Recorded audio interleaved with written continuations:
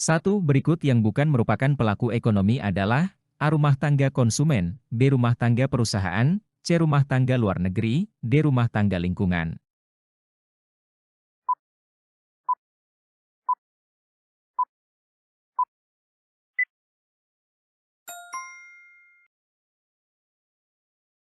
Rumah tangga konsumen merupakan pelaku ekonomi yang melakukan konsumsi barang dan jasa. Rumah tangga perusahaan merupakan pelaku ekonomi yang bergerak dalam kegiatan produksi atau penyediaan barang dan jasa. Rumah tangga luar negeri merupakan rumah tangga yang berada di luar negeri dan juga dapat menjadi pelaku ekonomi, misalnya sebagai konsumen yang melakukan impor barang atau jasa. 2. Kelompok masyarakat yang melakukan kegiatan konsumsi terhadap barang dan jasa untuk memenuhi kebutuhan hidup diri sendiri ataupun keluarga dinamakan A. Rumah tangga konsumen, B. Rumah tangga perusahaan, C. Rumah tangga luar negeri, D. Rumah tangga pemerintah.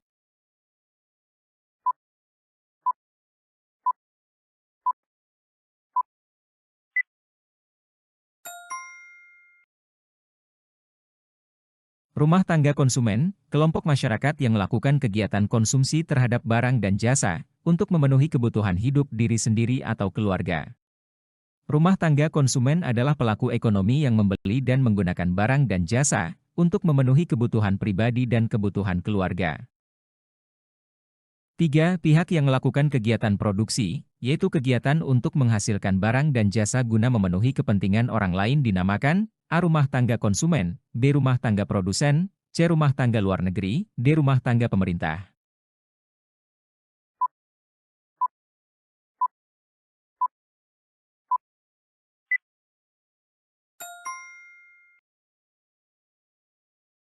Pihak yang melakukan kegiatan produksi, yaitu kegiatan untuk menghasilkan barang dan jasa guna memenuhi kepentingan orang lain dinamakan rumah tangga produsen.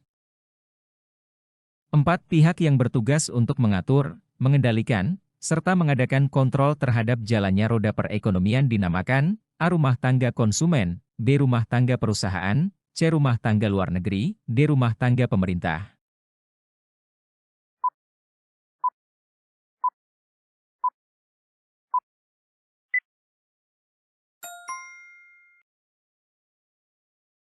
Rumah tangga pemerintah merupakan pengatur dan penentu kebijakan pemerintah di sebuah wilayah atau suatu negara. Rumah tangga pemerintah ini memiliki peran penting sebagai produsen, konsumen, dan regulator. 5. Arus barang dan jasa yang masuk dari luar negeri ke dalam negeri disebut A. Impor, B. Ekspor, C. Imigrasi, D. Emigrasi.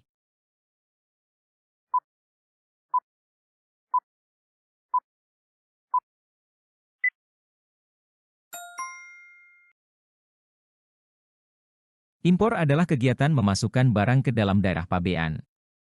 Pemasukan barang atau jasa dari luar negeri atau daerah pabean untuk diedarkan ke dalam negeri atau daerah lalu lintas bebas. 6. Berikut yang bukan merupakan komponen dari pendapatan rumah tangga. A. Sewa, B. Upah, C. Tarif, D. Bunga.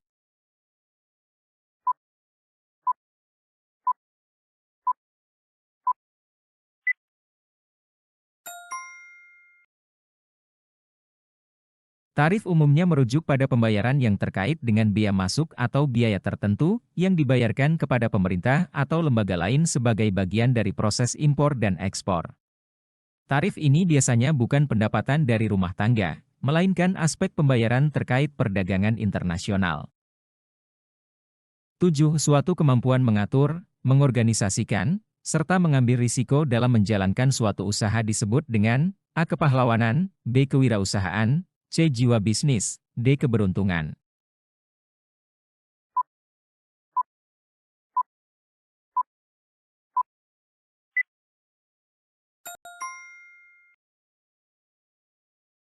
Berwirausaha adalah suatu kegiatan usaha yang melibatkan kemampuan untuk melihat kesempatan-kesempatan usaha yang kemudian mengorganisir, mengatur, mengambil risiko, dan mengembangkan usaha yang diciptakan tersebut guna meraih keuntungan. 8. Yang bukan merupakan rumah tangga produsen di Indonesia adalah A. BUMN, B. Perusahaan dagang, C. BUMS, D. Koperasi.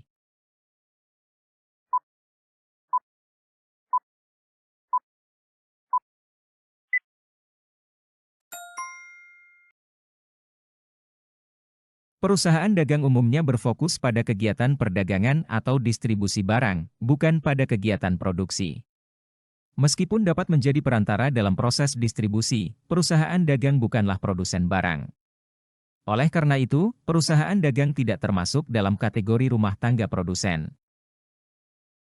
9. Peran rumah tangga perusahaan salah satunya adalah menggunakan vektor produksi yang disediakan oleh A. Pemerintah, B. Rumah tangga konsumen, C. Rumah tangga luar negeri, D. Rumah tangga swasta.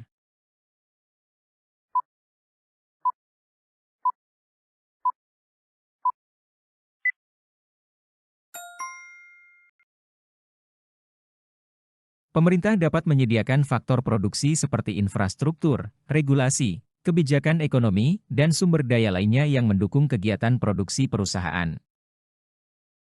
10 berikut yang bukan merupakan peran rumah tangga pemerintah: A. Regulator, B. Konsumen, C. Produsen, D. Penarik pajak.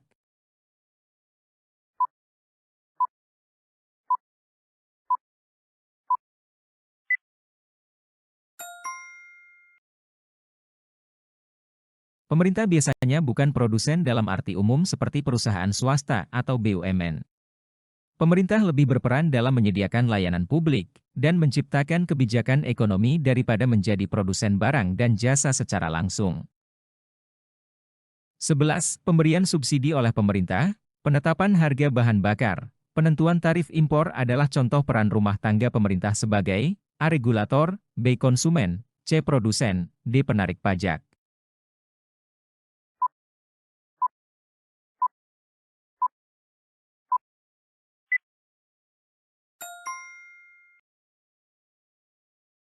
Sebagai regulator, pemerintah memiliki peran dalam mengatur kegiatan ekonomi, termasuk dengan memberikan subsidi, menetapkan harga, dan menentukan kebijakan perdagangan. 12. Ketika pemerintah akan membeli pesawat tempur untuk kepentingan pertahanan negara, maka pemerintah membelinya dari luar negeri. Hal tersebut merupakan contoh peran rumah tangga pemerintah sebagai A. Regulator, B. Konsumen, C. Produsen, D. Penarik pajak.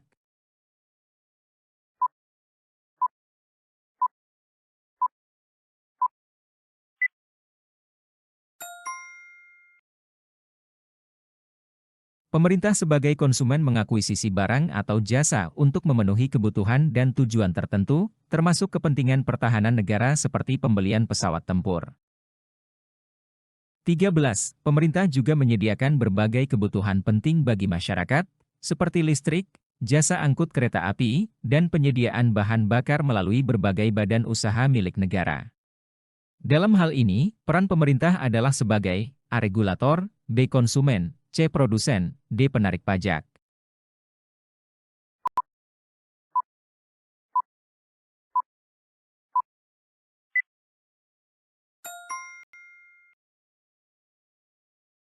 Dalam hal menyediakan berbagai kebutuhan penting bagi masyarakat seperti listrik, jasa angkut kereta api, dan penyediaan bahan bakar melalui badan usaha milik negara, peran pemerintah adalah sebagai produsen.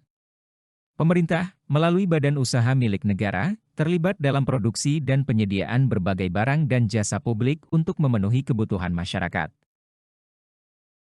14. Keunggulan daerah disebabkan oleh A. Perbedaan potensi antar daerah, B. Perbedaan iklim antar daerah, C. Perbedaan cuaca antar daerah, D. Perbedaan budaya antar daerah.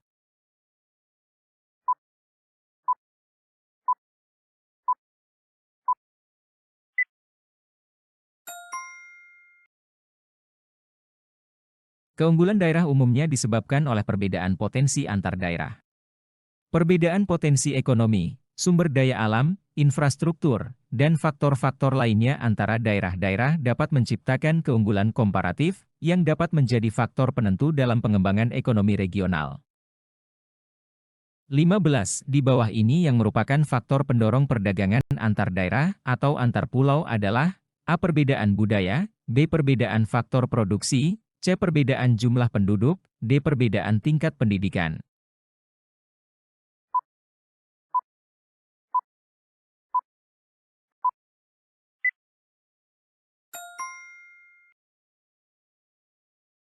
Faktor pendorong perdagangan antar daerah atau antar pulau biasanya berkaitan dengan keberagaman sumber daya dan spesialisasi ekonomi. Oleh karena itu, faktor yang dapat mendorong perdagangan antar daerah atau antar pulau adalah perbedaan faktor produksi.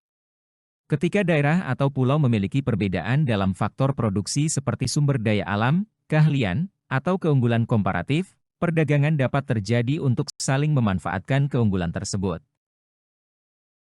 16. Di bawah ini yang bukan merupakan manfaat dari perdagangan antar daerah atau antar pulau adalah: A. Menyediakan alternatif alat pemuas kebutuhan bagi konsumen, B. Meningkatkan produktivitas, C. Memperluas kesempatan kerja bagi masyarakat, D. Meningkatkan pemerataan jumlah penduduk.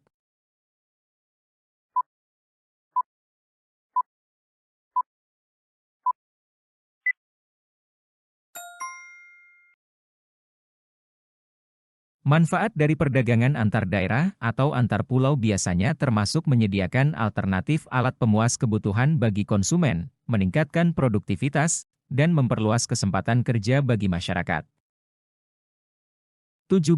Berikut ini yang bukan merupakan pihak yang terlibat dalam perdagangan internasional: A. Individu, B. Kelompok, C. Pemerintah, D. Partai politik.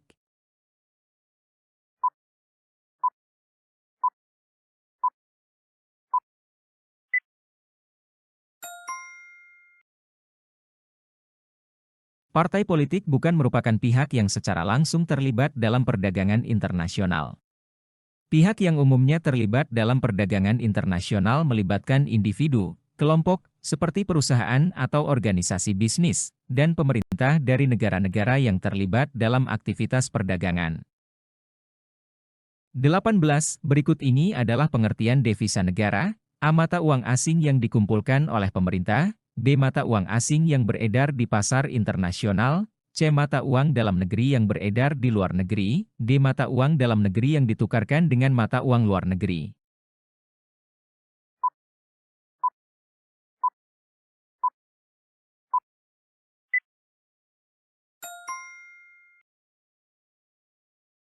Devisa negara adalah mata uang asing yang dimiliki oleh pemerintah suatu negara. Ini termasuk cadangan valuta asing yang dimiliki oleh bank sentral negara tersebut. Cadangan devisa ini dapat digunakan untuk mengatasi ketidakseimbangan pembayaran, menjaga stabilitas mata uang, atau untuk keperluan perdagangan internasional lainnya. 19. Jika nilai impor lebih tinggi daripada nilai ekspor, maka hal itu dianggap, bagi negara, A. Merugikan, B. Menguntungkan, C. Surplus, D. Bangkrut.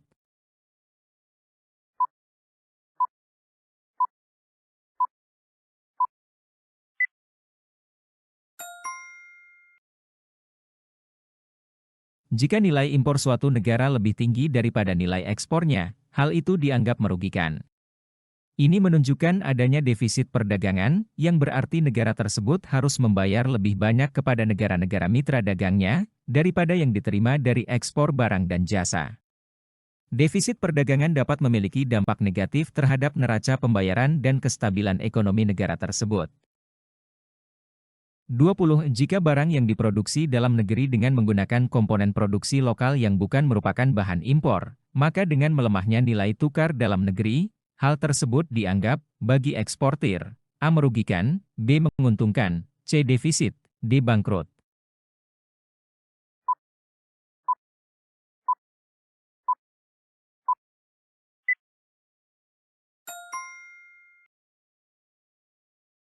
Jika barang yang diproduksi dalam negeri menggunakan komponen produksi lokal yang bukan merupakan bahan impor, dan nilai tukar dalam negeri melemah, hal ini dapat menguntungkan bagi eksportir.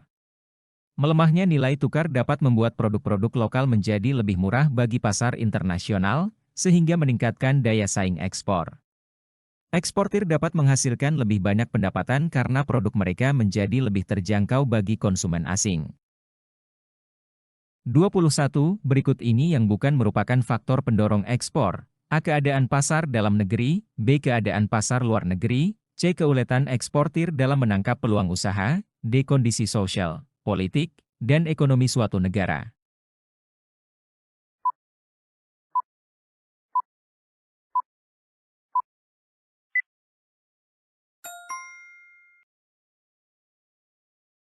Keadaan pasar dalam negeri biasanya tidak termasuk dalam faktor pendorong ekspor. Faktor-faktor pendorong ekspor umumnya terkait dengan kondisi pasar luar negeri, keuletan eksportir dalam menangkap peluang usaha di pasar internasional, dan kondisi sosial, politik, dan ekonomi suatu negara tujuan ekspor. Keadaan pasar dalam negeri lebih berkaitan dengan faktor-faktor yang memengaruhi permintaan dan penawaran di pasar domestik. 22. Indonesia merupakan negara dengan kekayaan laut yang begitu besar. Pemaksimalan potensi laut dapat dilakukan dengan A. Memanfaatkan sumber daya laut secara massal dengan berbagai cara, B. Memberikan pelatihan kepada masyarakat tentang cara-cara memanfaatkan sumber daya laut dengan cara yang bijaksana, C. Menjual sumber daya laut pada pihak asing karena mereka memiliki alat yang lebih canggih. D. Membiarkan saja supaya sumber daya tersebut dapat berkembang dan terus berkembang.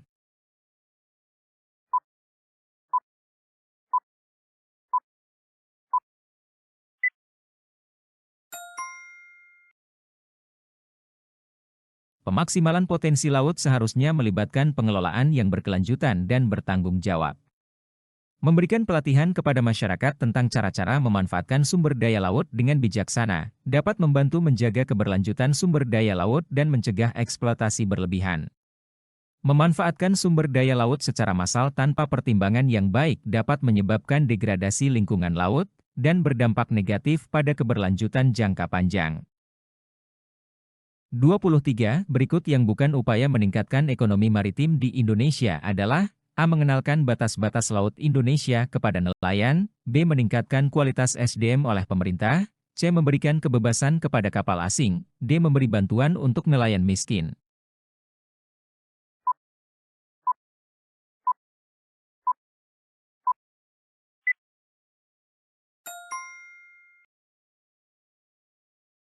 Memberikan kebebasan kepada kapal asing tidak merupakan upaya meningkatkan ekonomi maritim di Indonesia. Sebaliknya, langkah-langkah seperti mengenalkan batas laut kepada nelayan, meningkatkan kualitas SDM, sumber daya manusia, melalui pemerintah, dan memberikan bantuan kepada nelayan miskin dapat dianggap sebagai upaya untuk meningkatkan sektor ekonomi maritim. 24. Redistribusi pendapatan dilakukan sebagai salah satu bentuk berupa A. Jaminan sosial yang dilakukan negara kepada masyarakat, B. Pembagian pendapatan nasional, C. Pengalokasian pajak kepada penduduk miskin, D. Pemberian subsidi kepada seluruh masyarakat.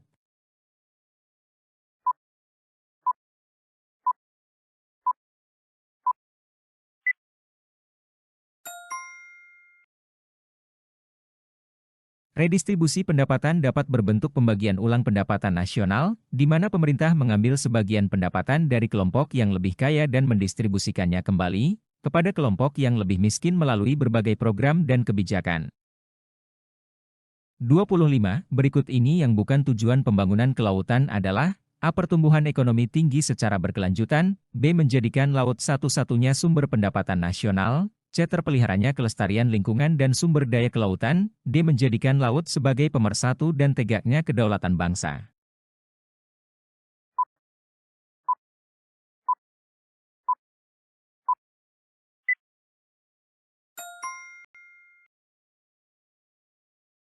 Tujuan pembangunan kelautan biasanya mencakup pertumbuhan ekonomi yang berkelanjutan, kelestarian lingkungan dan sumber daya kelautan, serta menjadikan laut sebagai pemersatu dan tegaknya kedaulatan bangsa.